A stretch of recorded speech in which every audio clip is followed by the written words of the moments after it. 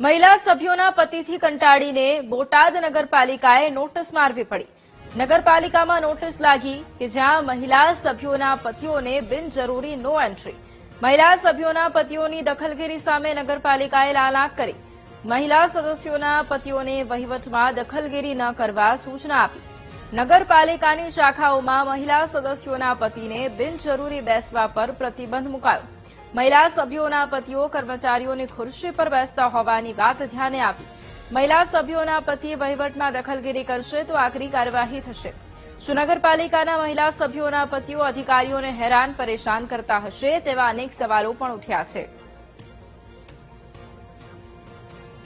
અને આજ મુદ્દે સંવાદદાતા રાજુ ફોનલાઈન પર છે. રાજુ, એક તરફ બોટાદ નગરપાલિકા કે જેણે બહાર નોટિસ લગાવી છે કારણ કે મહિલા સદસ્યો જેમના પતિની દખલગીરી પણ વધી ગઈ છે, આખો મામલો શું?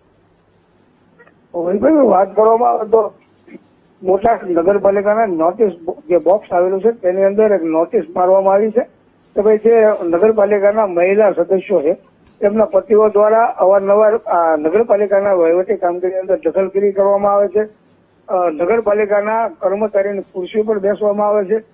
અલગ અલગ પ્રકારની નોંધણી કરતી કચેરીના નોટિસ બોક્સ તેમજ અરજીવાલો પર આ નોટિસ ચીપકાવવામાં આવી છે, જેને લઈ રાજકારણમાં પણ ગરમાવો આવ્યો છે.